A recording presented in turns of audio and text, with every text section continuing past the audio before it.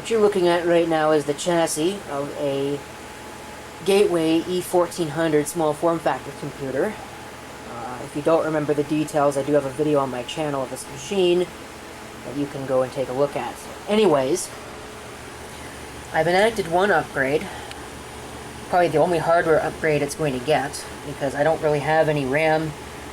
Well, I might have some 512 meg apiece PC-133 modules. I don't really feel like going to get them right now, so 512 megs of RAM is probably about the realistic limit of this. But the original CPU is this Intel Celeron. Come on, focus. There we go. 566, 128K of cache, 66 megahertz front side bus. Not really all that great.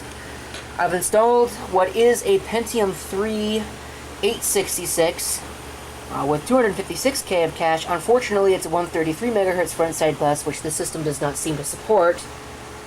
Because as you can see, it's only running at 650 with a 100 megahertz front side bus. So that's kind of a shame. But anyway, I'm going to go ahead and we'll exit setup. The other thing that we are going to do is we are going to go ahead and reinstall or install an operating system, because I don't think it's got one on it. And that's going to be Windows 2000. This is going to replace the Compaq. Although not totally, because I do have plans for that Compaq that are going to be very interesting. So we'll see if it'll boot to the optical drive. Hopefully it will. Yes, here we go. Windows 2000 setup. Probably should have plugged in a mouse, doggone it. But I guess it won't really matter that much. Now, you've seen a Windows 2000 installed before, so I'm not really going to waste too much of your time with this. I'd forgotten how much of a pain formatting a drive under Windows 2000 setup was. I also noticed that apparently this is a 14 gig hard drive, which is weird. I would have thought it'd be a 13.6.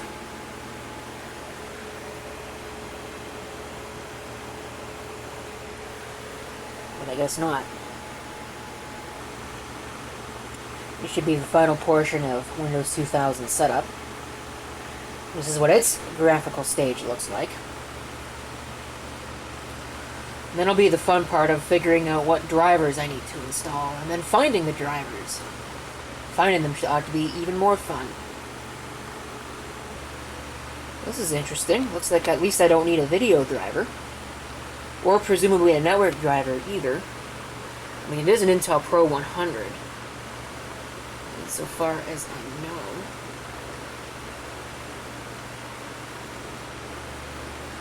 So I'll let it log in here. Windows 2000 has finished installing new devices. Sure. So I guess we'll wait for that to happen.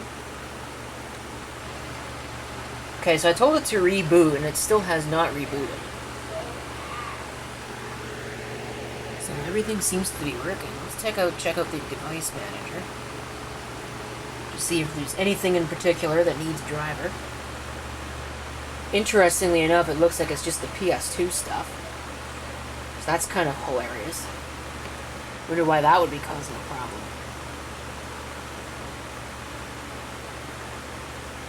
Alright, looks like it needs to reboot.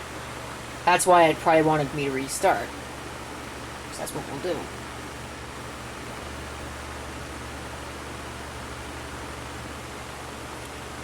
Okay, so in theory, if we go and check now in the device manager,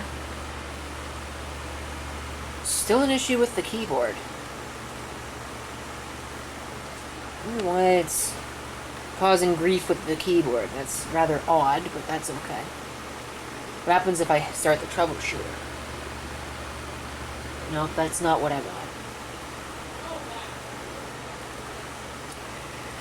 Well, okay, whatever. Everything else seems to work, so That's the only thing that's wrong with it. That's fine. I think that really is the only thing that's wrong with it. So, I think that's it for this. In the future, I think this machine is going to be the basis of my Windows 2000 unofficial updates experiments. So, stay tuned, I guess, for that. But in the meantime, thank you for watching. If you've got any comments, feel free to leave them down below.